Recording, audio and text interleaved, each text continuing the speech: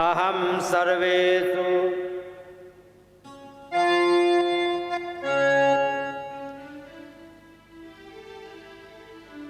भूतेषु भूतात्मावस्थितः सदा तमवज्ञाय मां मर्त्या कुरुतेर्चाविडम्बनम्।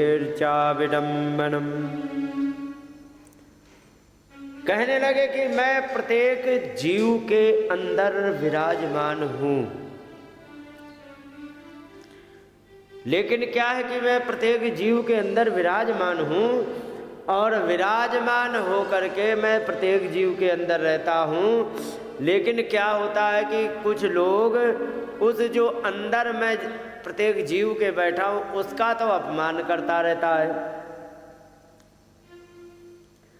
और मंदिर में आकर के केवल हमारी मूर्तियों को पूजता रहता है। ठीक है, अन्य जीवों का अपमान करे लेकिन मूर्तियों को पूजता रहता है। तो ऐसा पूजा पाठ करना, मूर्तियों को केवल पूजते रहना, कि ये केवल विडंबना है, मात्र नाटक है, यथार्थ में उसका फल कुछ नहीं है। समझे? और आगे कहा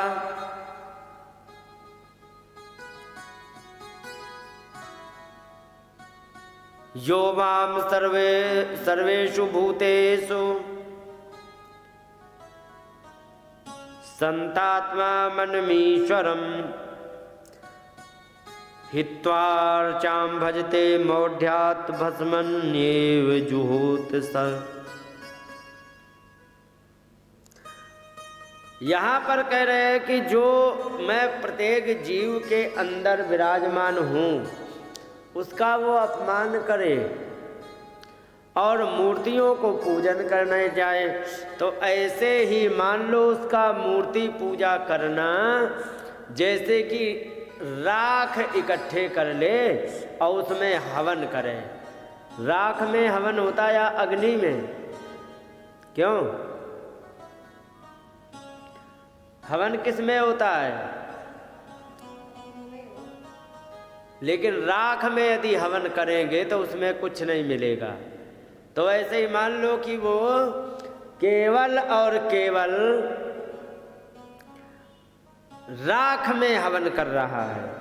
और आगे कहा दुष्टा पर काये माम माइनो भिन्न दर्शन।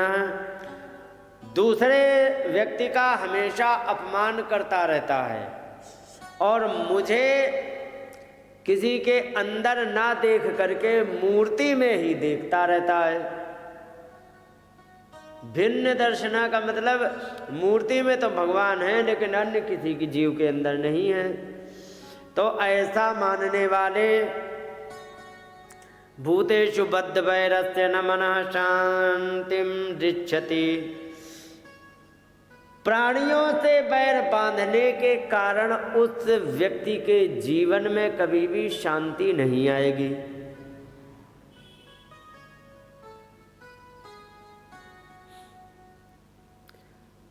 अहम उच्चावचय द्रव्य क्रिया योगोत्पन्ने नघे नैव तुष्येक्षितोर्चाम भूतग्रामावमानिना। अगर जो किसी जीव को तुम सताते रहो और फिर कितना भी बढ़िया, क्योंकि मैं उच्च और अवच, ऊंची और नीची क्रिया द्रव्यई, छोटी बड़ी वस्तुओं से, क्रियाओं से, इनसे मैं कभी भी उससे प्रसन्न नहीं होता हूँ। अगर जो वो व्यक्ति दूसरे जीव से केवल और केवल अपमान करता रहता है तो मैं उससे कभी भी प्रसन्न होता नहीं हूँ। अर्चावादवचयेत तावद ईश्वरम माम स्वकर्म कृत यावन्न वेद स्वहृदय सर्वभूतेषु अवस्थितम्।